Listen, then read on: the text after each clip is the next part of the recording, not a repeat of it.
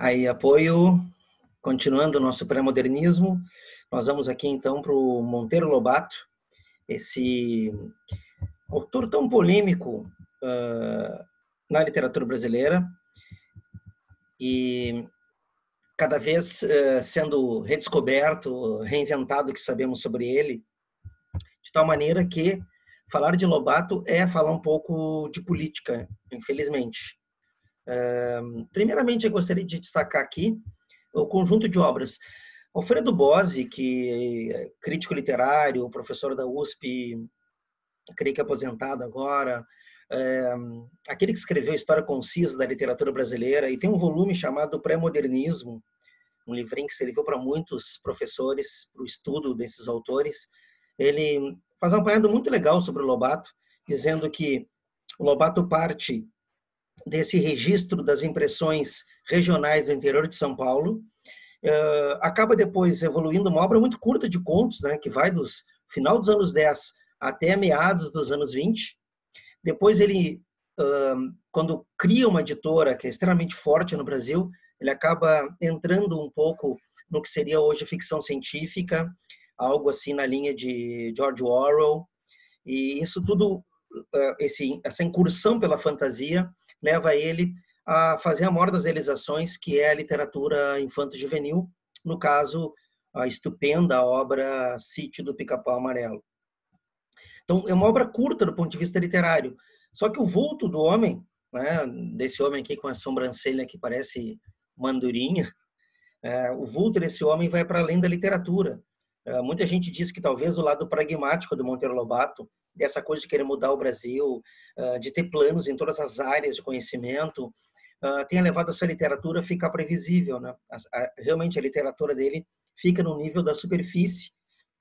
Os contos do Lobato, eu preciso dizer isso, são contos ruins, comparando, por exemplo, alguém da mesma época dele, no caso Simões Lopes Neto, com contos gauchescos, só para a gente ter um índice de comparação aqui.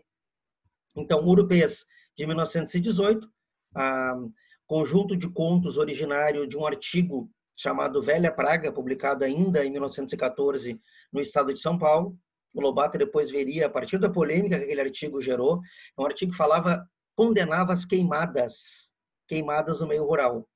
E a partir daquilo, o Lobato resolveu contar um pouco dessa vida interiorana, tendo uma base, que é a fazenda que ele herdou, num distrito que hoje se chama Monteiro Lobato, eu acho que pertence a São José dos Campos, na região do café do Vale do Paraíba paulista, perdão. E o Lobato ali, vendo falir a fazenda que ele herdou, enfrentando seca, na verdade ele encontra um outro problema, que é a falta de técnica, a falta de conhecimento científico, né? Nesse período em que, no século XX, se avançava pela modernidade, o Lobato vê um atraso brasileiro, um atraso nas condições do campo, algo ambíguo que coloca o homem do campo, às vezes, como culpado pelo atraso, às vezes como vítima. Ele vai dizer depois sobre o Jeca Tatu que o Jeca não é assim, ele está assim. Então, o Urupês é um conjunto de contos que virá dessa medida, desse olhar sobre o interior de São Paulo. Mesma coisa, as cidades mortas, vendo as cidadezinhas abandonadas, Negrinha, e Renações de Narizinho, a obra que dá início a esse colosso que é a literatura infanto-juvenil dele. Então, aqui eu botei alguns itens para a gente pensar a obra do Monteiro Lobato. Muito mais para a gente refletir sobre a obra do Monteiro Lobato. A letra A primeiro, a complicada posição ideológica do Lobato.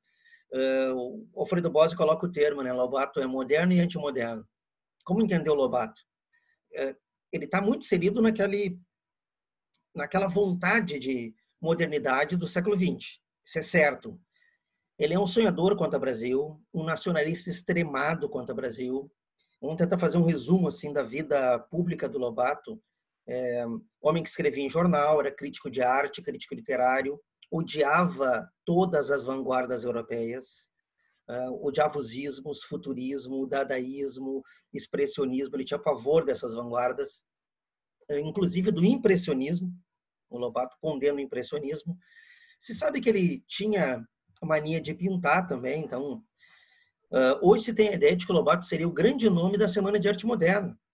Se sabe que ele poderia ser a figura, a chefe, né, da Semana de Arte Moderna, mas devido às posições anteriores dele contra toda a novidade que a vanguarda europeia trazia, o Lobato se converteu uma espécie de inimigo da modernidade, o que não é de todo verdadeiro.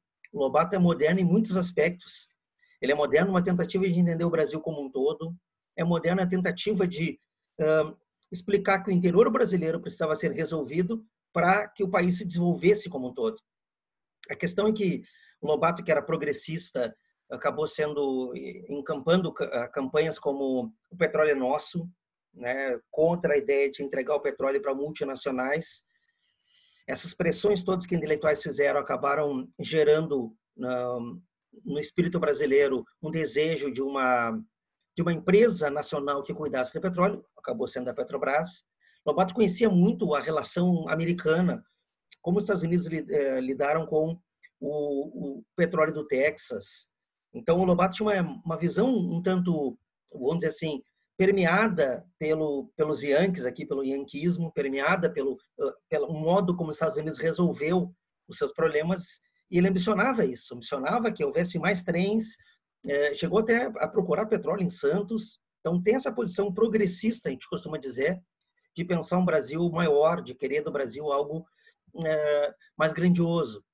Entretanto, se sabe hoje, documentações provam isso, as grandes polêmicas que cercaram o Lobato nos últimos tempos são textos, cartas que ele escreveu, por exemplo, com Nina Rodrigues, um médico sanitarista, se não me engano, baiano, e nessas cartas ele troca ideias do tipo, indo à Bahia, ele acha que a Bahia é muito negra, por isso que a Bahia era decadente. Ele chega a propor com Nina Rodrigues uma ideia que semelha-se ao que aconteceu na África do Sul, uma ideia de apartheid, assim, de que talvez se pudesse colocar a força de trabalho negra num estado, a Bahia poderia ser o estado, só que daí haveria um problema, quem trabalharia nas lavouras de café? Ele chega a dizer, isso é fato agora, ele chega a dizer que não tinha esperança em um país que não tinha uma Ku Klux Klan. Isso Lobato diz.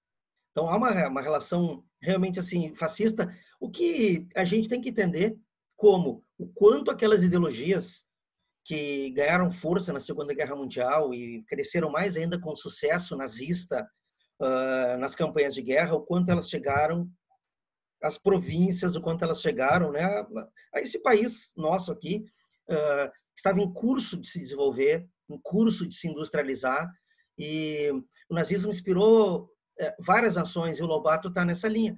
Há quem diga que o Getúlio Vargas também tinha simpatia inicial pelo nazismo, e depois do afundamento do submarino no Atlântico, segundo, né, o que se diz, o submarino nazista havia afundado o navio brasileiro, Getúlio foi para o outro lado. Então, o Lobato é estranho, gente. É muito estranho pensar o Lobato. Ele escreve coisas contraditórias com o passar do tempo. Ao mesmo tempo que é um homem que apresenta racismo nessas cartas, também escreve negrinha. A condenação posterior dele também foi pelos livros infantis, né? Achar que personagens do sítio também apresentavam racismo. Enfim, coisas como a Anastácia sobe uma árvore como uma macaca. Então, há coisas assim também na obra dele.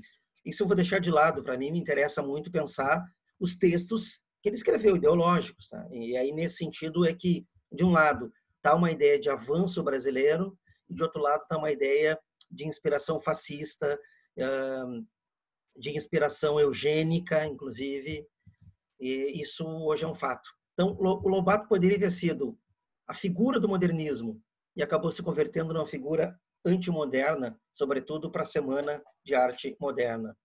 Isso aparece agora na nossa letra B, era para ser uma B, notaram que tem outra letra A aqui, ó. Acabei errando as letrinhas, depois eu arrumo, posso arrumar agora, inclusive com vocês aqui presentes, que é a posição artística do Lobato. Essa posição artística do Lobato, ela também mostra contradição. E por que ela mostra contradição? Ele escreveu, ele era um homem tanto moderno. Só que daí o Lobato escreve um artigo em 1917 chamado Paranoia ou Mistificação. E no Paranoia ou Mistificação, Monteiro Lobato faz uma crítica a exposição moderna de Anita Moffat. Anita Moffat havia viajado para a Europa, depois Estados Unidos. Ela teria tomado contato com o cubismo, com o expressionismo, e influenciada pelos jovens modernistas de São Paulo, como Oswald de Andrade, ela faz uma exposição. No último dia da exposição, num jornal que era tipo Folha da Tarde, era uma versão do jornal da tarde, era a última chance possível, né? Isso era em dezembro. O Lobato faz uma crítica feroz, chamada Paranoia e Mistificação. Essa crítica teria levado pessoas que compraram quadros a devolver. Ele diz que todas as vanguardas europeias eram maluquices e que muita gente pensava o mesmo que ele, mas tinha vergonha de se manifestar sobre a Anita Moffat. Ele até diz assim, não é porque é mulher, e aí a gente fica a entender que também é porque é mulher que ele faz a crítica. Mas ele diz assim, tudo isso que chamam de modernismo nada mais é do que paranoia ou mistificação. Ele diz que talvez a pintura da senhora Anita Moffat pudesse se assemelhar a casos que houve na Europa, como de um cavalo, um pangaré, que teriam colocado, separado o rabo em pincenzinhos, assim, colocado tinta, e o cavalo, ao balançar o rabo, pintava uma tela. Ou minhocas que encheram de tinta, largaram numa tela, e ao se mexerem, as minhocas produziram uma obra que valeu fortunas. Ele diz que esse tipo de arte não tem nada de moderna, ela já era feita há muito tempo nos manicômios. Isso destruiu a Anita Moffat. Ela fica do final de 17, né, podemos dizer de 18 até 22 sem expor. E só na Semana de Arte Moderna, a Anita Moffat vem expor alguns daqueles quadros que estiveram naquela exposição. Nós veremos na aula de modernismo, nesse caso. Só Oswald de Andrade veio defendê-la. E era um artigo pequeno. Oswald de Andrade diz que o senhor Monteiro Lobato era péssimo contista com fama de mau pintor. Era isso que o Oswald de Andrade escreve para defender a Anita Moffat. E coloca assim que a visão do senhor Monteiro Lobato era a visão retrógrada da literatura, era a visão ainda dominante, né? No Brasil. O Brasil ainda estava sob o domínio da Academia Brasileira de Letras, ainda estava sob o domínio não só da academia, mas também sob o domínio de um beletrismo, de um bem escrever. E é estranho, porque o Lobato não escreve assim depois. Então, esse artigo é uma das coisas mais importantes na história da cultura brasileira, e aqui houve uma divisão. Aqueles que acreditavam no Lobato são as pessoas que não vão aceitar o modernismo. E aqueles que dizem, olha, não gostei do artigo, são as pessoas que vão se filiar à nova ideia. Menotti Del Picchia, também escritor, crítico literário, que participa da Semana de Arte Moderna, ele insistiu durante a vida toda do Lobato que o Lobato escrevesse, se retratasse com Anita Moffat, mas o Lobato nunca deu o braço a torcer. Então, esse é um fato importante. Quanto aos contos do Lobato, a partir de 1918, né, portanto, o ano seguinte aqui da crítica, 17, ele escreve contos absolutamente ligados à estrutura tradicional. Alfredo Bozzi diz que o alvo dele talvez fosse Guy de Maupassant, grande contista francês, talvez o maior contista da história da França, cujos contos são contos anedóticos, contos em que o final é surpreendente. Só que Lobato faz contos com o final surpreendente, só que os finais acabam sendo entregues antes. É o caso do Bugio Moqueado, em que se come carne de uma criança, mas em vez de nós termos a surpresa final, ele vai anunciando aquilo, anunciando, ele estraga a grande surpresa. Outro alvo do Lobato, segundo o Alfredo Bozzi, seria o Eça de Queiroz. Então, o Lobato também estaria muito ligado ao que o Eça de Queiroz fazia, ou seja, uma literatura visando ironizar a sociedade brasileira, uma literatura visando satirizar a estrutura social do Brasil. Há quem diga isso também, né, o caso do Bozzi. De todos os modos, os contos, para mim, assim, são extremamente superficiais.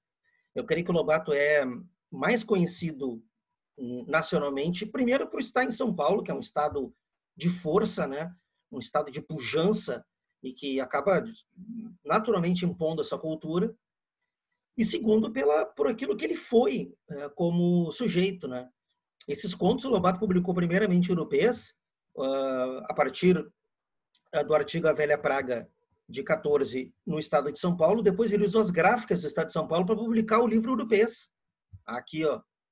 E isso mais tarde vai se transformar, depois de algumas falências, Lobato, e também é um homem de negócios, ele vai transformar na editora Companhia Nacional, hoje brasiliense, que está ligada a grandes grupos hoje. Ela foi engolida.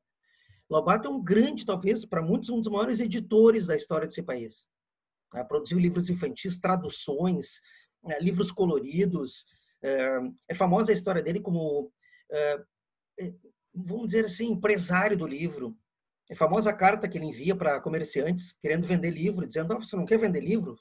Livro é um objeto que não se estraga, não é perecível. Ele propõe aquilo que seria, né, consignação hoje, deixar os livros com o comerciante e depois ela recolher aqueles que o comerciante vendeu, pagar. Era muito genial. Livros didáticos adotados nacionalmente, ele propôs. Então, ele foi um grande editor dessa nação. Uma das coisas que nós temos aqui é o aproveitamento da oralidade brasileira. Isso é um fato típico do Lobato. Quer dizer, Lobato denuncia a realidade no interior do Brasil. Lobato, embora narre de forma culta, ele aproveita as falas para usar a narrativa popular, ou seja, usar elementos da variedade linguística do interior de São Paulo. No caso, assim, do caboclismo, como ele chama, ou do caipira, ele usa esse tipo de coisa. Escreve um painel do folclore e da cultura interiorana, como eu digo na letra E. Aí entra o resquício da estrutura colonial. Negrinha posterior até. Podemos começar, na verdade, por Jeca Tatu. O Jeca Tatu, que surge em Urupês, como eu disse, o Urupês veio de Velha Praga, um artigo. Aliás, Velha Praga é um texto que está em Urupês, denunciando queimadas nas lavouras de café, denunciando que os homens do campo do interior do Brasil não tinham preparo científico, técnico, e usavam essas crendices, né? Usavam elementos aprendidos de modo empírico que eram prejudiciais à própria agricultura. Urupês, inclusive, é, para muitos, o ponto de destaque, é de onde surge o Jeca Tatu. A palavra urupês vem de urupê, que seria uma espécie de fungo, parasita. Então, urupês é como se dissesse assim, a estrutura agrícola brasileira está cheia de urupês, que seriam essa gente parasitária, que vive de modo precário. Aí é outra ambiguidade, né? O Jeca Tatu ele é ambíguo entre ser culpado pelo atraso e ser vítima do atraso. Isso oscila. O Monteiro Lobato vai aos poucos tentando trocar essa imagem do Jeca como culpado e vai conduzindo o Jeca à vítima. Então, o Jeca seria o retrato do abandono do meio do campo. Introduziu palavras, né? Jeca virou uma palavra que até hoje existe para chamar alguém de matuto, né? Fulano é Jeca, veio daqui. O Jeca Tatu tem todo tipo de doença. É famosa a história do amarelão do Jeca Tatu. O trabalho de higiene do Jeca, as práticas do Jeca sem nenhum princípio racional e científico. E para o Lobato isso explicaria o tanto do atraso brasileiro, num período em que o café brasileiro era enorme, crescia, né? E Lobato está mostrando que a falta de estrutura ou o abandono desse homem do campo gerou o atraso estrutural do Brasil. Isso também aparece na denúncia da marginalização da Zona Cafeeira Paulista. Cidades mortas são cidades que cresceram ou surgiram a partir do progresso do café e que aos poucos foram abandonadas, elas foram sendo abandonadas e viraram cidades fantasmas. Tem inclusive a história de um homem que é prefeito de uma cidade, mas ele mora em outra. Ou delegado de uma cidade mora em outra. E mora em outra porque a cidade onde ele é delegado não seria segura para ele mesmo. Então tem umas... Verdadeiramente o livro Cidades Mortas não parece conto, ele tem uma sensação de crônicas, relatos sobre as cidades interioranas que, a partir da decadência do café, foram deixadas de lado. E, claro, o Negrinha, que aqui está, tem esse conto famoso, fabuloso, por sinal, né? O conto Negrinha, que mostra os maus tratos da Negrinha nas mãos da senhora. São os resquícios, como eu disse ali, da estrutura colonial brasileira. Não há mais escravidão, mas toda senhora de fazenda tinha uma negrinha que criava como filha e maltratava ao extremo. É famosa a história da mulher pegar um ovo quente e botar na boca da menina. A menina negrinha que, quando vê uma boneca nas mãos de outras meninas que visitam a fazenda, se emociona tremendamente. Então, mostra esse jogo terrível da estrutura social brasileira entre a menina negra, descendente de escravos, maltratada, e a menina tratada com bonecas, com carinho, né, com perfume, vai mostrar esse processo de contradição. Alguém dirá, meu Deus, o mesmo homem que escreveu Negrinha é o mesmo homem que mandou aquelas cartas racistas para o Nina Rodrigues? É o mesmo homem. Por isso que ele é o homem da contradição. É difícil entender o Monteiro Lobato, o Lobato moderno, antimoderno, racista, antirracista, uma figura curiosa, ambígua. Por último, ele é o mestre da literatura infanto-juvenil. Em 1931, se eu não estou enganado, acho que na tela anterior nós tínhamos, sim, 31, Reinações de Narizinho dá origem ao grande painel, a série de volumes de Sítio do Pica-Pau Amarelo. E olhem a coisa importante, o quanto ele aproveita a paisagem interiorana do sítio, o quanto ele aproveita folclore, não à toa, né? O Saci Pererê está ali. Aliás, o Lobato publicou uma série de livros sobre folclore brasileiro também. Além de adaptações de Hans Staden, traduções de contos de fada. Para muitos, o Lobato é o maior escritor infanto-juvenil do Brasil. Por conta disso, a construção de uma literatura voltada para o público infanto-juvenil, que para ele era a esperança de um Brasil melhor. Nisso é bonito que o Lobato pensa, porque ele acha que um país é feito de livros, e somente através da leitura, de um processo maciço de educação, o Brasil se modificaria. O nosso autor seguinte, o Simões Lopes Neto, esse já é o típico regionalista. Se o Lobato tem uma ligação entre o regionalismo e, podemos chamar assim, uma visão mais universalizante, uma tentativa de entender o mecanismo brasileiro, o Simões Lopes Neto foi restrita à condição regional, embora toda a obra do Simões Lopes Neto também ascenda à universal. Essa é a grande diferença dele. O Simões Lopes Neto, que, segundo contam, deu errado em tudo na vida, colocam o Simões Lopes Neto como um homem que tentou uma fábrica de cigarros, chamada Marca Diabo, que faliu, teria trazido abelhas africanas para produzir mel. Alguns acham que ele foi culpado até pelo cruzamento das abelhas nativas com abelhas africanas, produzindo as abelhas africanizadas. Não há dado concreto sobre isso. Publicou textos que hoje estão sendo descobertos em Pelotas, textos sobre educação, uma cartilha de educação, mostrando já uma visão, olhem bem, na mesma época de Lobato, uma visão um tanto diferente, né? A visão de que a cor de um homem não poderia ser elemento de diferença ou de superioridade e inferioridade entre as pessoas. Isso aparece numa cartilha dele, que estava inédita, deve já ter sido publicada. Então, ele é uma figura estranha que, por acaso, deu certo literariamente. O pessoal diz que é por acaso. Porque ele publica Lendas do Sul, primeiro Contos Gauchescos, numa ediçãozinha lá de Pelotas. Não sabia que aquilo seria tão forte. E observe que ele morre em 16, ele pouco pôde ver o sucesso que a obra dele teve depois. Né? Ele está aqui 3 anos depois, acaba falecendo. E o sucesso de Contos Gauchescos vai se dar porque Érico Veríssimo faz uma edição na editora Globo, e essa edição é uma edição muito bem preparada, cuidada. Aurélio Buarque de Holanda, o autor do dicionário Aurélio, faz notas de vocabulário, de léxico. Ainda assim, é muito difícil ler Simões Lopes Neto no resto do país, né? Inclusive em Porto Alegre havia um problema. A edição do Érico reúne Contos Gauchescos e Lendas do Sul no único volume, que é uma edição que a Globo publicou até os anos 80, né? Até meados da falência, assim, próximo da falência da editora. E Caso do Romualdo foi posterior, publicado póstumamente, o livro das mentiras desse personagem incrível, o Romualdo. Vamos falar um pouco, então, do Simões Lopes Neto. Qual a obra principal? Contos Gauchescos. Primeira coisa que se tem forte aí é o regionalismo universal. Esse regionalismo universal é porque, como diz a professora da URGS, Maria da Glória Bordini, é regional do ponto de vista dos acontecimentos e é universal do ponto de vista dos fatos. Então, percebam, os acontecimentos são aqui do Rio Grande do Sul. Os fatos são universais, os fatos eles transcendem a dimensão do Rio Grande do Sul. Por isso que aquilo que Alfredo Bossi diz, que o Lobato era mais universal e que o Simões mais regional, é relativo.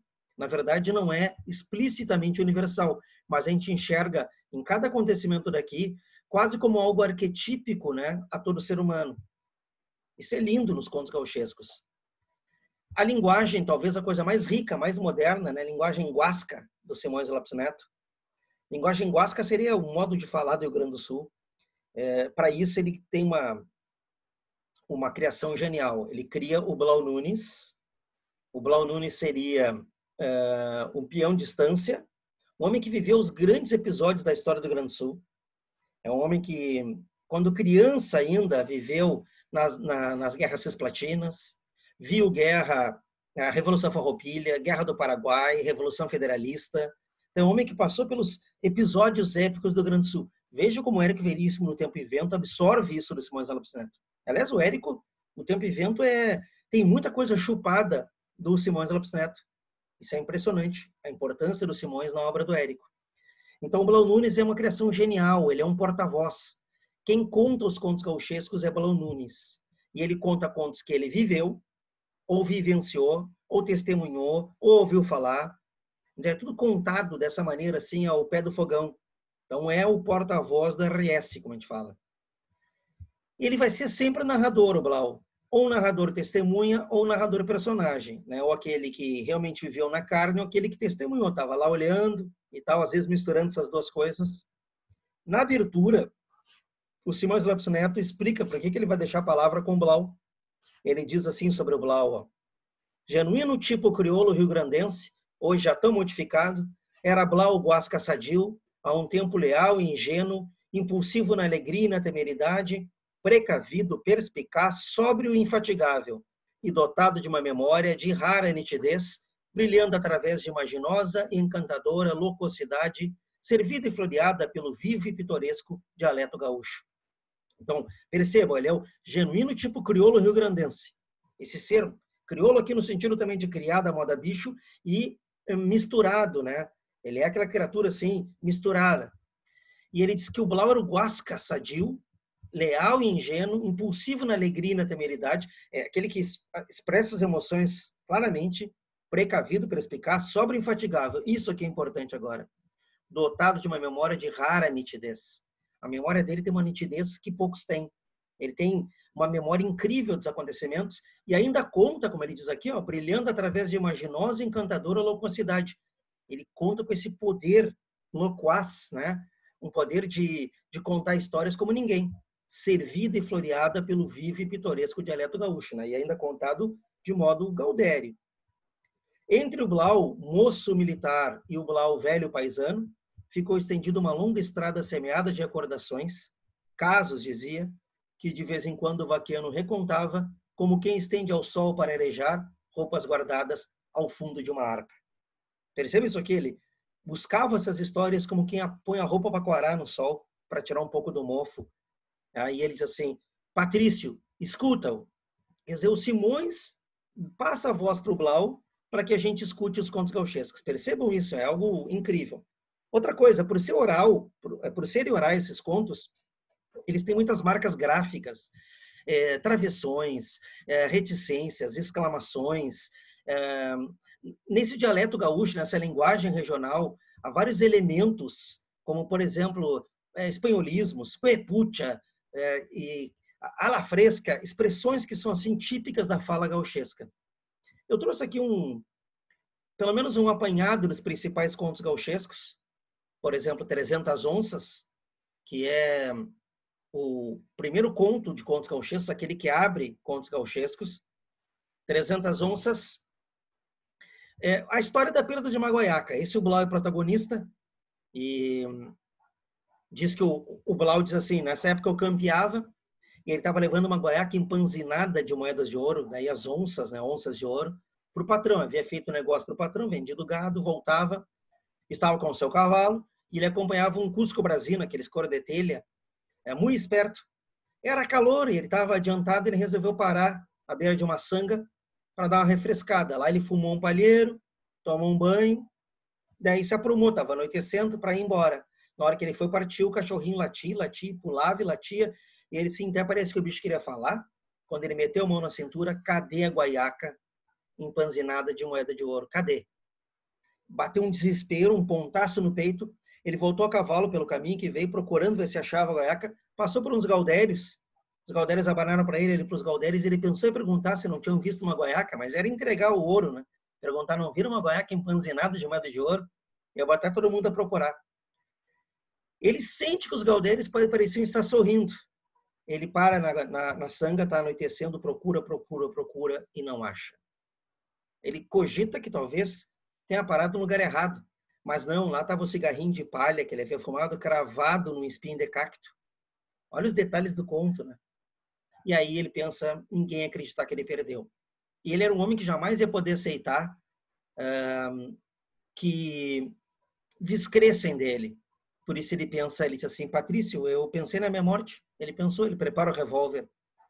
Mas naquele momento ele diz assim, Deus existe. Um grilo cantou, um grilo verde, a esperança. Lá de cima o cavalo relinchou, que era o trabalho. O cachorrinho lambeu a mão dele naquele momento, que era a amizade.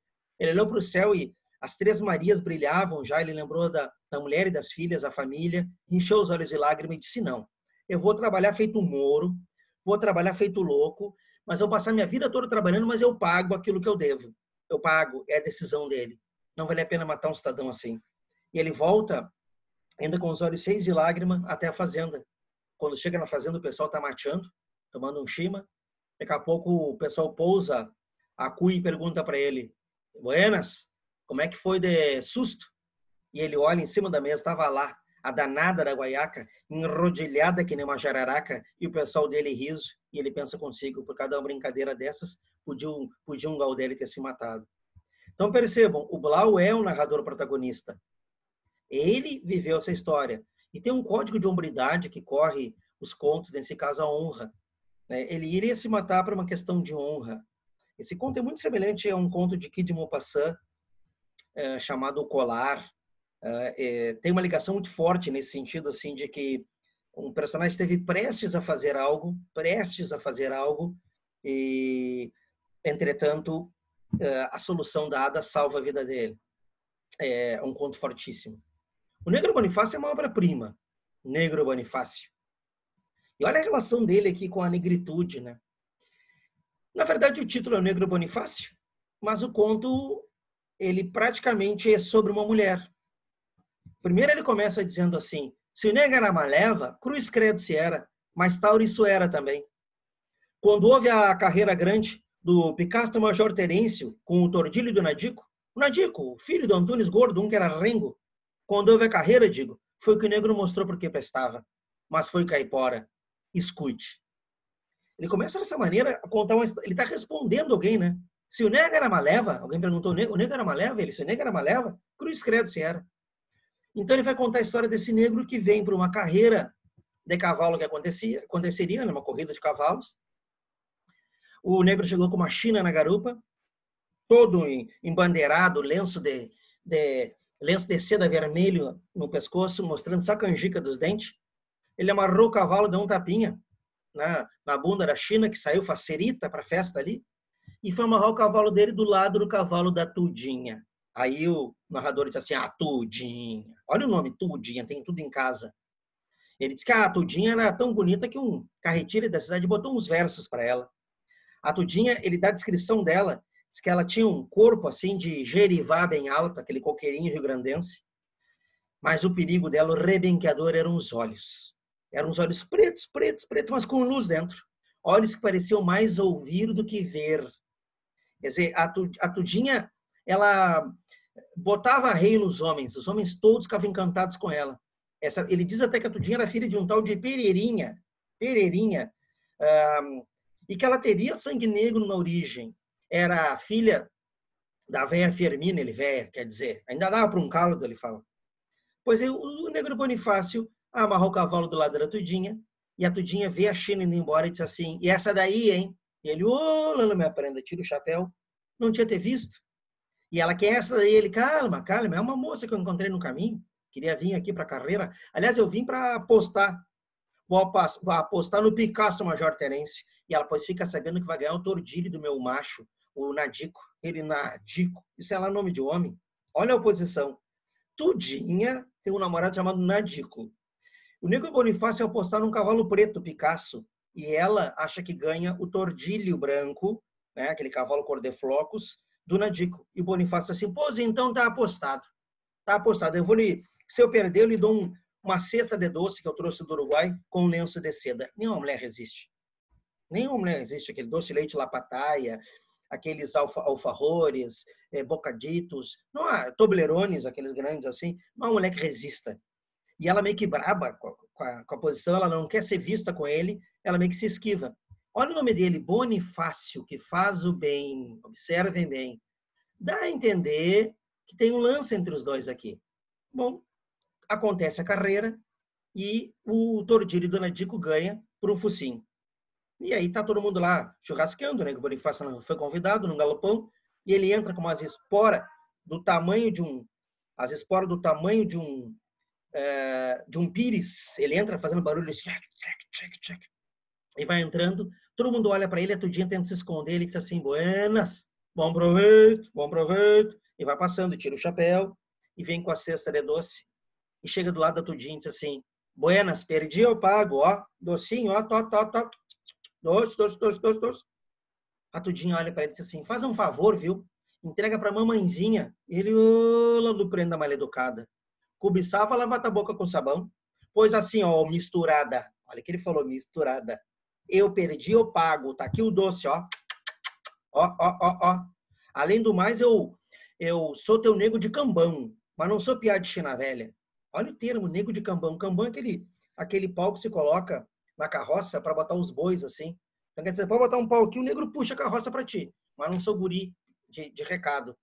E ele veio forçando, nisso o Nadico se levanta. Imagina, o Nadico assim, tem a minha altura, e o Negro Bonifácio é um zagueiro de 2,5 m. E ele se levanta e encara o Negro Bonifácio e dá um tapa na mão do Bonifácio e cai a cesta de doce no chão, assim, um pecado. E o Negro olha para o Nadico puxa um facãozinho e vem assim, com o facãozinho. O Negro Bonifácio olha para o Volvo e diz assim, vai começar a peleia. E descasca um facão 3 listras, comprido assim, balança na cara do Nadico, até o cabelo do Nadico balança assim com o vento. E começa o Nadico se atraca a lutar com o Negro Bonifácio assim, tchim. E o Bonifácio é bonito, tirando ele com o facão, tira para lá, tira para cá, rindo sempre com lenço de seda na mão, olha para as prendas com quem diz, depois eu danço essa marca contigo, e vai humilhando ali o Nadico, dando planchaço. Nisso, uns outros galdeiros também, o Diabo e o Negro Bonifácio, vem para cercar o Bonifácio. Ele, agora o baile tá bonito. E ele começa a lutar com 3. E tem uns lanhaços, assim, ele sarri, levando os lanhaços e dando um pau nos 3. Nisso, o Nadico primeiro pensa, eu que tenho que matar esse cara. E o Nadico vem, se precipita, se levanta o facão e fala, e Bonifácio se vira e diz assim, esteja servido, e abre a buchada dele com faconaço. Os intestinos caem para fora. O Nadico cai emborcado, o chinaredo grita, a véia Fermina, mãe da Tudinha, que havia fervido uma água num tacho pro chimarrão, ela vem com aquele tacho, assim, ela era meio renga, aquele tacho de cobre, e atira água quente nas costas do negro, aquilo fervendo, faz assim, e ele faz, ai! E ele se vira e olha, tá ela assim com o tacho na mão, e ele pega e atravessa a véia com o facão, até o S, até o Szinho, aquela coisa que protege o cabo aqui, levanta a véia, sacode e atira no chão. Nisso é uma gritaria, ele vai cercando os outros e vai dar um pau nos outros também. Vai dar um pau. Um galdeiro que estava lá batendo o churrasco, olha aquilo e pensa, é hora de eu agir. E pega uma bolhadeira, cada bola o tamanho do melão gaúcho, assim, sacode aquela bolhadeira e atira. Diz que uma bola veio na cabeça do Bonifácio, outra fez a volta e bateu aqui, os olhos saíram e voltaram. Ele cai mole, com a mão no facão ainda tremendo, numa convulsão. O galdeiro junta a bolhadeira e diz, acabou. Ô fulano, desce o vazio aí. E aí o Bonifácio está lá, numa convulsão, e a Tudinha acabou em nada. Imagina, tiraram o homem dela, tiraram a mãe, e estariam tirando o negro. Ela vem até o Bonifácio, pega o facão da mão dele, e todo mundo olhando, assustado com aquilo, e ela vem com o facão e começa a picar a cara dele, e vaza os olhos, e vai picando a cara, e pica a cara, e vai no peito e começa a picar ele assim, de ponta e detalhe, faz um guisado do negro, e chega até a região, você compreende a região? E lá na região ela crava o facão na região, como quem quer desentocar uma cruzeira, como quem quer destruir uma prenda que antes era adorada e agora é odiada. Olha a pista que ele deixa. Fica todo mundo assustado com aquilo, assustado. O pessoal almoça e depois sai, ninguém apadrinhou o defunto, esperaram vir o juiz de paz. Estavam lá fora fumando um palheiro. E o Blau queria saber, credo, para que ele ódio? E alguém disse assim, ódio nada. aquilo lá era amor. E o Blau disse que não sabia, mas veio a saber que o Negro Bonifácio foi o primeiro a amanunciar a Tudinha. Amanunciar é um termo que se usa para égua. Quer dizer como iniciar sexualmente, amanunciar a Tudinha. E que a Tudinha não podia ser vista com ele. Então aquilo que ela fez era muito mais amor. E o Blau pensa, mulheres. Olha como ele testemunha disso aqui. Prendas ou pionas é tudo a mesma coisa. A mais inocente delas tem mais malícia do que um sorro velho. Sorro é aqueles graxaim, né? Então a imagem que aparece aqui é de que uma raposinha, de que as mulheres mais inocentes são como raposas. Aqui mais uma vez entra essa visão masculina, né, de que a mulher é o ser da dissimulação, né? Mas é um conto curioso porque há uma música que diz que se Bonifácio fosse branco, nem história se teria. Quer dizer, tudo isso também é porque por conta da negritude dele que não permitiria a Tudinha a união com o negro. Nomananchal é um dos contos chaves também.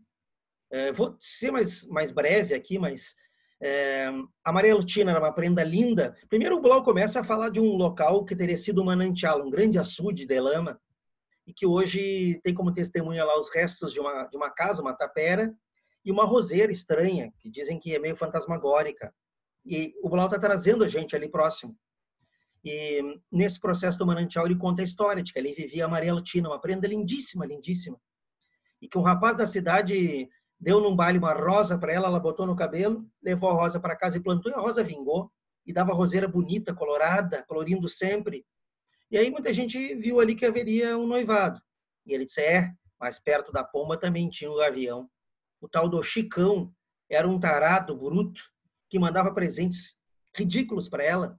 Mandava os presentes grosseiros, ela não aceitava. Um deles foi o cúmulo assim da grosseria. O Chicão teria matado filhotinhos de ema, pegado filhotinhos de ema e cortado as patas e as asas e botou os bichinhos dentro de uma caixa sangrantes, debatendo. A Maria Lutina queria ver o diabo, não queria ver o Chicão. Ela vivia nessa casa, ela, o pai, a avó e uma negra chamada Tanásia, olha o nome Tanásia, de Thanatos, de morte.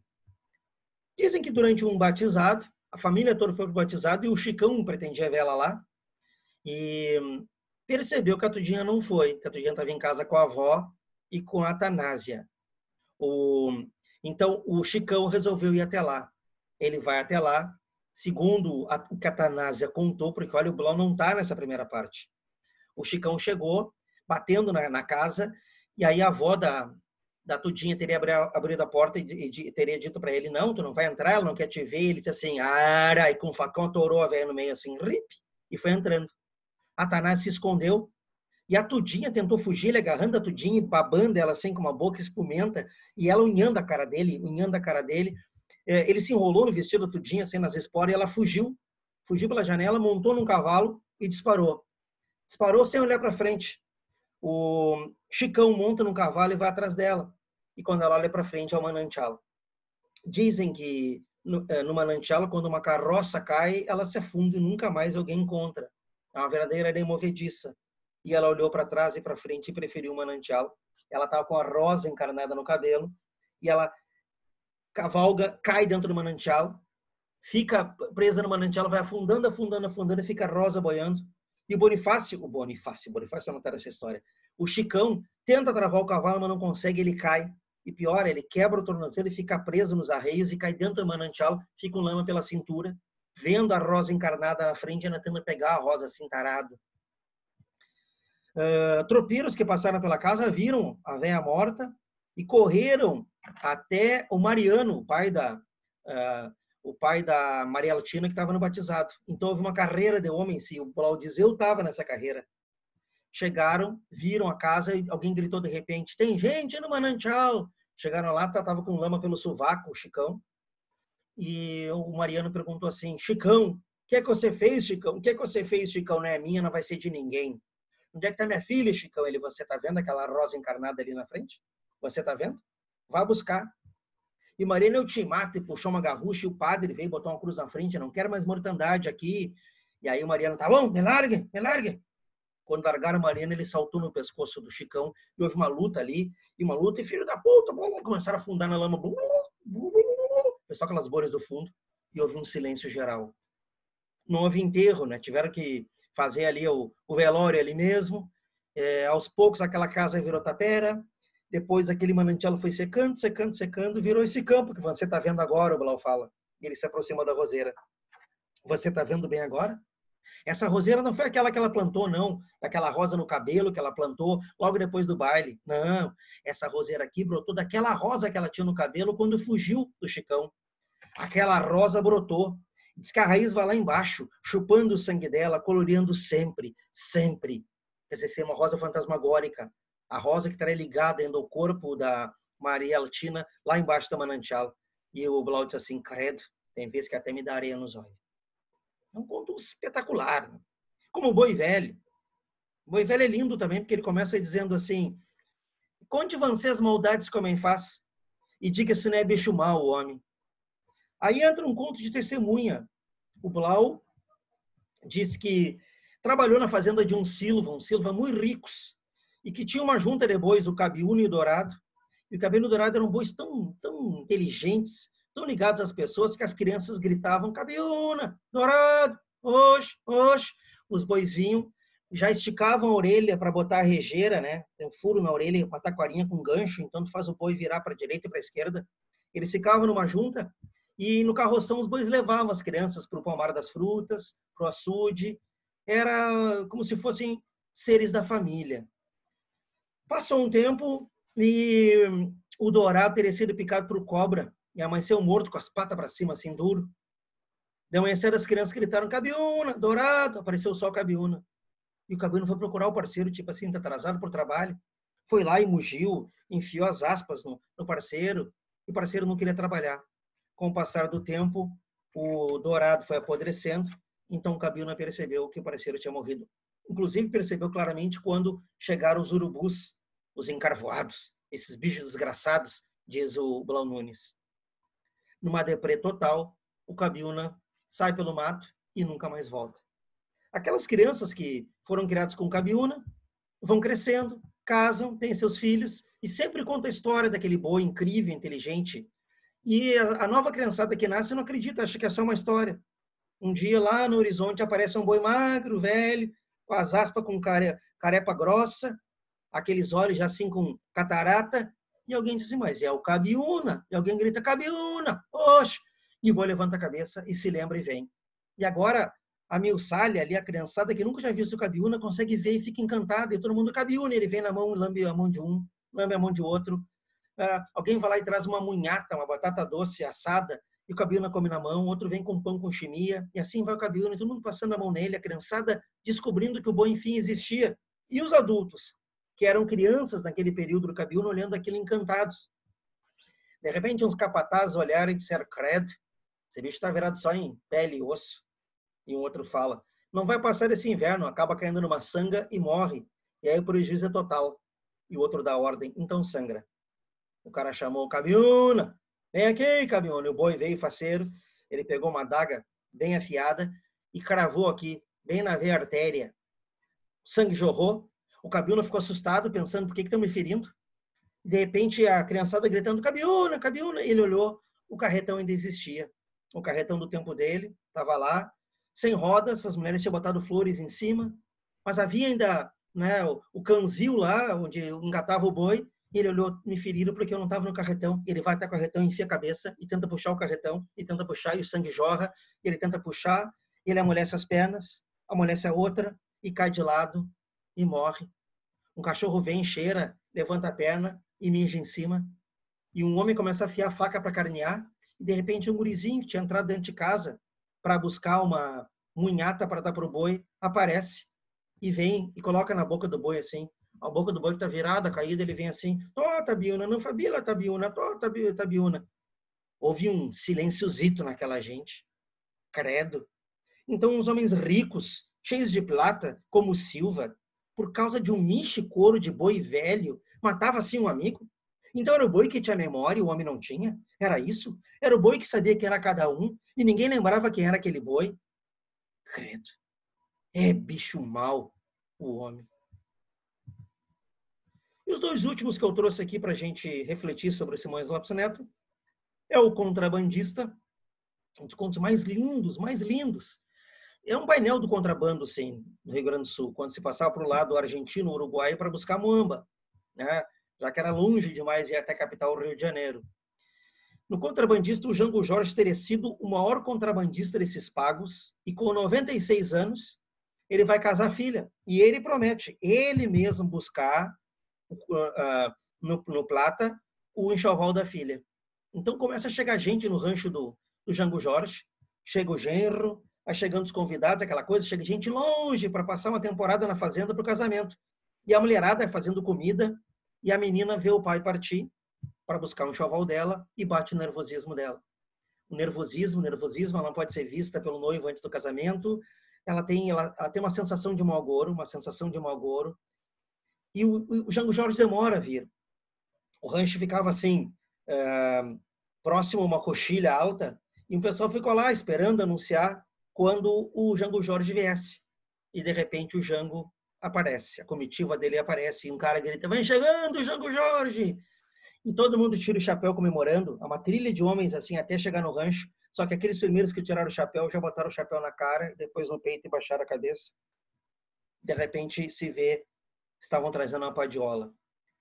A menina sai do quarto, porque a sensação dela de mau agouro se completa, e ela vê aquilo. O homem pega, tá lá o corpo do Jango Jorge, enrolado num pacote de papel pardo, e ele diz, olhem bem o papel dele, é que nem tragédia grega, ele vai contar aquilo que aconteceu fora do conto. A gente não pode, o Blau tá ali, ele é visita na casa, o Blau é convidado no casamento, como é que o Blau ia narrar o que aconteceu lá no Uruguai? E ele põe, então, um cara da comitiva para contar, dizendo que eles lutaram contra uma comitiva, acho que alguém denunciou eles, a polícia lutou, e o Jango Jorge não quis entregar o enxoval, foi baleado, nós lutamos para pegar o corpo e o pacote. A menina está aí, teu pai trouxe teu enxoval, ele disse que morreria, mas não deixaria de trazer o enxoval. Abrem, então, o pacote do Jango Jorge e levantam, é um vestido de noiva, emplastado de sangue, colorado, e agora, em vez de casamento, vai ter um velório. Afastam comidas de uma mesa, põem o corpo e começa a choradeira. É muito forte esse conto. E por último, o jogo do osso, em que lá o narrador testemunha, ele diz que você sabe como é que se joga a tábua? Você sabe? Ele vai contar, vai falar desse esporte aqui. Aqui está meu osso, ó. Eu tenho uma tava, estão vendo aqui minha tava? Eu sou jogador de tava, aqui o meu osso. Aí, eu levo sempre no meu bolso, eu vou aí para apoio da aula, estou sempre com o meu osso, caso surja uma tava, né, ao meio-dia ali, eu posso jogar. É o esporte gaudério. Na verdade, é um esporte que é um dado de duas faces. Se cair com esta face furadinha para cima, é culo, o cidadão perde. Se cair com a face furadinha para baixo, é suerte, e o cidadão ganha. É um dado de duas faces, e ele até ensina como é que se joga. Né? Se faz uma cancha de areia de 3 braças por 1 braça e meia, faz um risco no meio, um cidadão joga na diagonal daqui para lá, outro de lá para cá. E se aposta de tudo, ele diz. Se aposta de tudo, só não se aposta as armas, porque elas é garantir o respeito na hora de ir embora. E algumas regras do jogo. Por exemplo, para sair bem do jogo, claro, ganhando é fácil sair bem do jogo, né? Tu vai ganhar e ainda tirar a bravata dos outros. Agora, quem está perdendo, existem umas regras. Ou perde tudo, sai de tanga, armado de tanga, é um cara respeitado. Ou então compra uma briga, a briga sempre é mais importante que o jogo, então suspende o jogo. Ou então faz uma aposta grande, enorme, para que aquele que esteja ganhando desista. São maneiras de jogar. Diz que estavam todo mundo na vendola do Arranhão e jogavam a tava o Chico Ruivo e o Osório. O Chico Ruivo atirava o osso e caía colo. Lá ia o Osório atirava o osso e caía suerte. E o Chico já tinha perdido de tudo, já tinha perdido um par de espora, guaiaca, e olhava para todo mundo rindo, né? Cada vez que o Chico atirava é culo e o Osório é suerte, todo mundo ria por trás do bigode assim, e o Chico tentou usar a estratégia de comprar a briga com alguém. E ele disse, isso é mal olhado, algum roncolho mirone, e olhou para ver se alguém comprava a briga, todo mundo rindo, ninguém comprou. E ele atirou o osso, culo, e lá foi o Osório, suerte, e foi limpando ele, o Osório, limpando. Uma hora o Chico, então, resolveu usar outra estratégia. Para mim, eu tô com azar porque a aposta tá miúda. Ô, Osório, por que a gente não faz uma aposta graúda? E o Osório, olha, Chico, tome cuidado, hein? Tu tá com azar aí. E ele, ô, Osório, eu aposto para esse teu cavalo, esse teu zaino bonito, eu aposto as 2 vacas leiteiras da minha mulher, a Lalica. A Lalica estava lá, num balcão, tomando uma canha, uma prenda buenaça, linda. E aí todo mundo olhou para o Chico para ver se ele era corajoso, né? Ou seja, na aposta pequena até corajoso. Agora, enquanto tu falar e botar uma aposta grande, tu não vai ser corajoso. E aí, na mesma hora, o Chico olhou, o Osório olhou, perdão, com medo de apostar, né, um cavalo como ele tinha por 2 vacas, e ele foi esperto. Ele disse assim: ora, a apostar o meu zaino por 2 vacas tambeira, ainda se fosse pela dona das vacas. Todo mundo olhou agora para o Chico e pensaram: se é macho, aposta. E aí o Chico, encurralado, disse assim: olha, Osório, não brinca que eu aposto a minha mulher, hein? Eu aposto a minha mulher. E o Osório, olha, tu tá com azar. Ele, eu vou apostar a minha mulher, hein? Vou apostar torcendo que o Osório desistisse. E aí o Osório, pois então, tá apostado. E houve aquele alvoroço, né? Existe o cumeiro, o homem que faz as apostas ali, com um chapeuzinho, ele recolhe, aposta da mulher, e aquele alvoroço todo. A Lalica estava lá tomando uma canha com um amigo, olhou para trás, viu que o jogo estava animado, né? Aí na mesma hora ela deu uma banadinha pro Chico Ruivo, ele abanou, mal sabia a Lalica que estava sendo apostada. E aí aquele alvoroço todo deram o osso pro Chico. O Chico foi lá, se concentrou e atirou, e o osso caiu, suerte. Ele disse, é suerte, ô papudo, eu falei que a sorte ia mudar. O Osório pegou o osso, atirou. Caiu no meu computador aqui. Perdi a imagem aqui, pessoal. Caiu no meu computador. Pronto. Aí tô de volta, caiu o osso em cima do meu computador aqui. O osso do Osório. Mas caiu o suerte também. E aí o companheiro veio, outra rodada. E deram o osso pro Osório, ele atirou. É suerte. Deram o osso pro Chico, ele atirou. E disse, puta que pariu, deu culo. Na mesma hora, perdeu a mulher, aquela confusão. E aí o Chico falou, pois é, Osório, perdi, eu pago. Vai lá, a Lalica tá lá no balcão. O Osório, nananina, se eu tivesse perdido o cavalo, eu te entregava ele na tua mão. Eu quero ela encilhada. E aí vai o Chico até ela ali, com o Osório atrás, e a comitiva de curiosos e filhos da puta, né, que quase foi desgraça alheia, atrás também. Ao chegarem perto da Lalica, ela não entendeu o que estava acontecendo. E aí o Chico disse assim, ô Lalica, tu já conhece o Osório? E ela, não estou entendendo, Chico, eu não estou entendendo. É que o Lalica, sabe, agora tá a mulher do Osório. Ela, não estou entendendo, Chico, não estou entendendo. É aquilo ali que eu te apostei pelo cavalo do Osório e eu perdi. E ela, mas tem um cornudo mesmo, guampudo. Ele, olha, mulher, que eu te vou os beiços. E ela, vai nada. Agora tu não toca mais em mim, não. Agora quem me encilha é esse aqui. E agarrou o braço do Osório e saiu. A cornice bateu. Todo mundo olhando aquilo. Pior, um Galdério puxa ainda uma gaita, outro um violão e começa um fandango. E aí a Lalica tira o Osório para dançar na frente do Chico e dança com o Osório na frente do Chico e dança. E dança. E o Chico ali descornado. E dança. E tem uma hora que ela dá uma olhadinha pro Chico e beija o bigode do Osório, assim, destalar. Aquele bigode cheio de farinha de mandioca, aquela gordurinha de costela, assim, beija e estala. Todo mundo olhou pro Chico. Ele olhou pro casal, puxou um facão e veio na corrida e atravessou os dois na diagonal. Pegando os 2 corações na diagonal, assim, saíram 2 sangues juntos e a parelha dançarina caiu dançando, os 2 morrendo dançando e o pessoal gritou, pega, pega! E o Chico corre, monta no cavalo do Osório, que ele não ganhou no jogo, tira o chapéu e diz, segue o baile! E deita o cabelo. Que conto incrível, gente.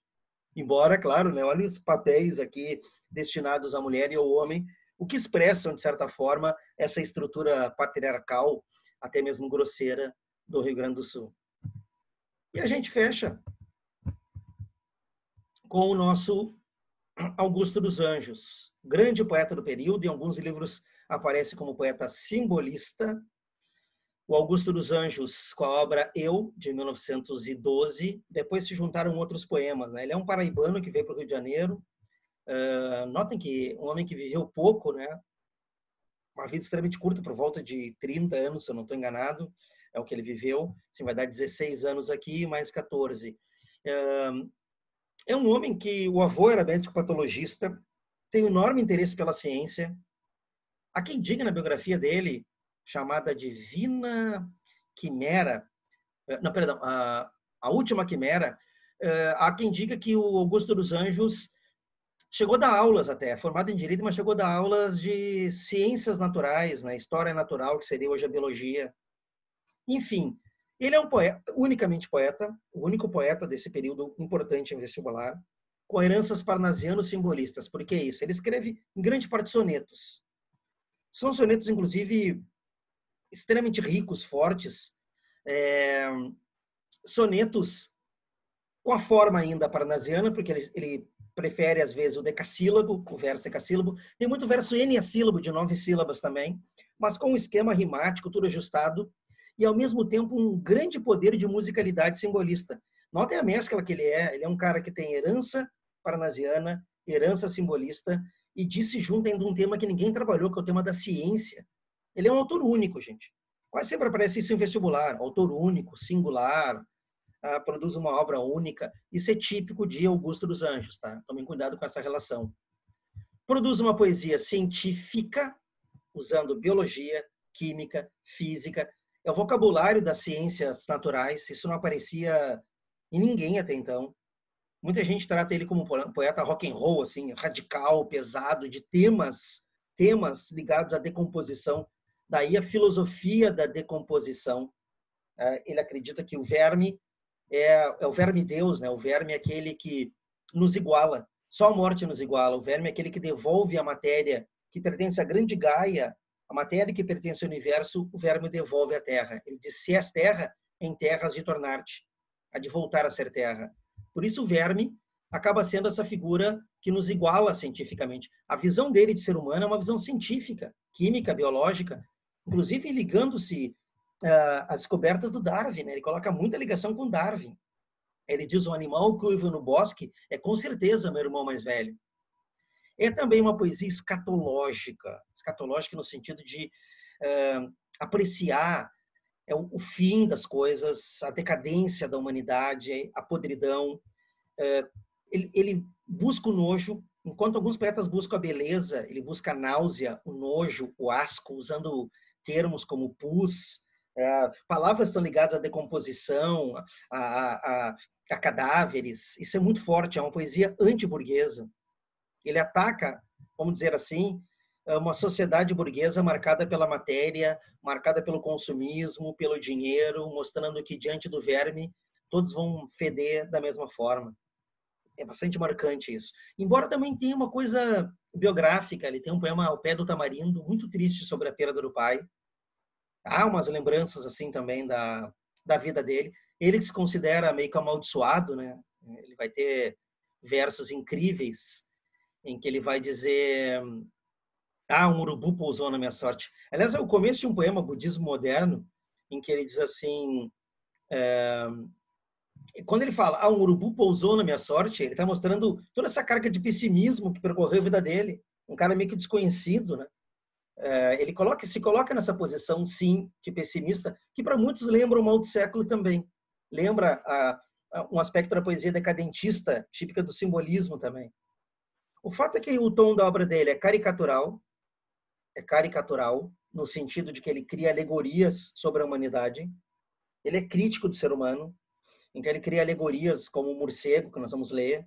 Ele antecipa o expressionismo que nós vamos ver na semana que vem, o expressionismo do grito do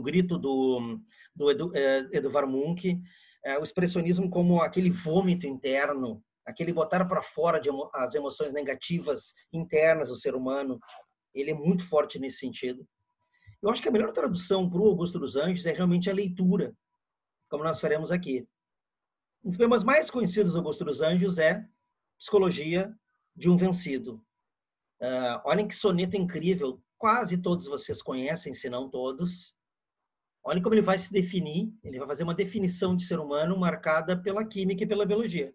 Eu não sou filho de Deus, né? Ele tem uma visão clara, assim, de transcendência, um pouquinho diferente do simbolismo. É herança simbolista, só que a transcendência dele é uma transcendência material, ou seja, quando a gente apodrece, a gente devolve a nossa matéria para o cosmos. Olha o que ele diz: eu, filho do carbono e do amoníaco, monstro de escuridão e rutilância, sofro, desde a epigênese da infância, a influência má dos signos do zodíaco. Profundissimamente hipocondríaco, este ambiente me causa repugnância. Sobe minha boca uma ânsia, análoga à ânsia que se escapa da boca de um cardíaco. Já o verme, este operário das ruínas, que o sangue podre das carnificinas come e a vida em geral declara guerra, anda a espreitar meus olhos para roê-los e há de deixar-me apenas os cabelos na frialdade inorgânica da terra. Que coisa espetacular. Olhem bem, eu sou filho do carbono e do amoníaco. Né? Ele fala da química orgânica aqui. Carbono, nitrogênio, hidrogênio, oxigênio. Sou um monstro de escuridão e rutilância, e que sofre desde a epigênese da infância a influência má dos signos do zodíaco. É igual o urubu pousou na minha sorte. Profundissimamente hipocondríaco, sempre doente. Esse ambiente me causa repugnância, o ambiente social em que ele vivia, burguês. Sobe-me à boca uma ânsia análoga à ânsia que se escapa da boca de um cardíaco. Talvez ânsia de morte. Já o verme, o Deus, este operário das ruínas, percebam? O verme é aquele que pega o teu carbono, decompõe e devolve ao mundo. Que o sangue podre das carnificinas come e a vida em geral declara guerra, anda a espreitar meus olhos para roê-los, o verme está à espera, e há de deixar-me apenas os cabelos na frialdade inorgânica da terra. É o verme que há de devolver a matéria dele para ser reaproveitada organicamente pela grande Gaia. Né? É uma filosofia incrível, só dele. Né? Versos íntimos é outro incrível. Um tapa na cara da burguesia, também muito conhecido.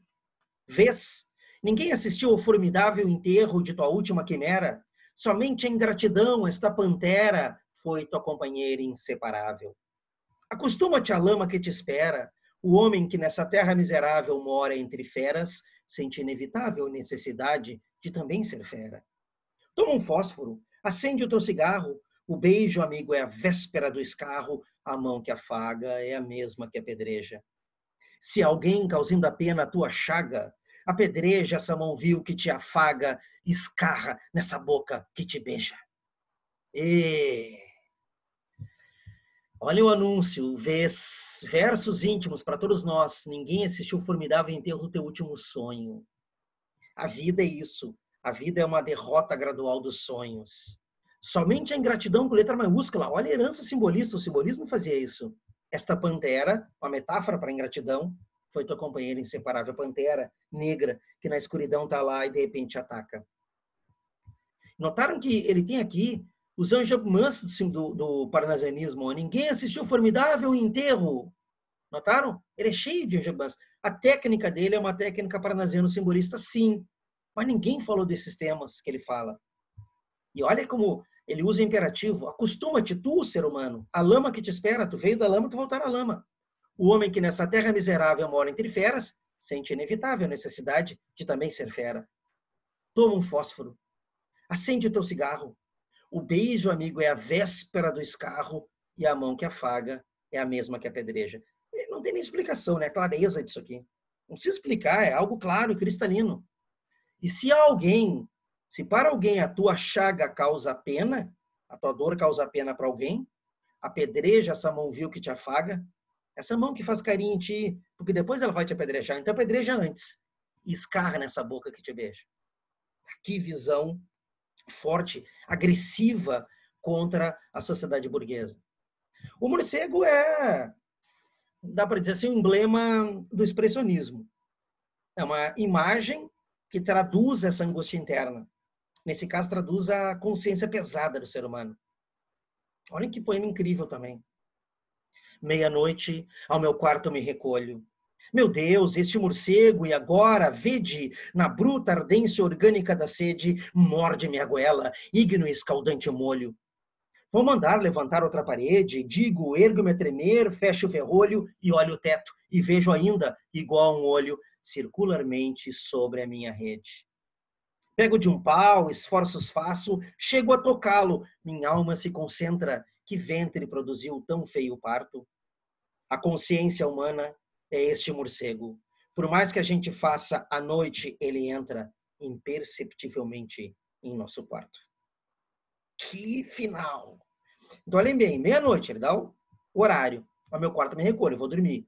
Meu Deus, e este morcego, tem um morcego no teto. E agora, vede, na bruta ardência orgânica da sede, ele vem me morder a goela, puxar meu sangue. Olha uma fala, vou mandar levantar outra parede, vou me esconder. Digo, ergo-me a tremer, fecho o ferrolho da porta e olho o teto e vejo ainda igual um olho circularmente sobre a minha rede. Está lá, aquele morcego não para. Ele pega um pau, faço esforços, chego a tocá-lo, me concentro para matar esse morcego e ele pergunta que vento ele produziu tão feio parto, essa criatura tão feia. Ele mesmo, a consciência dele. E ele termina com a moral, a consciência humana nesse morcego. Que incrível. Que pena que não é assim, né? Que pena que o canalha, o podre, ao dormir não tem o morcego. Tem a impressão que o canalha podre deita e dorme. Por mais que a gente faça à noite, ele entra imperceptivelmente em nosso quarto. Isto é Augusto dos Anjos, senhoras e senhores. Encerro aqui, então, nossa aula e, em seguida, gravo o vídeo dos testes de aula. Um abraço a todos.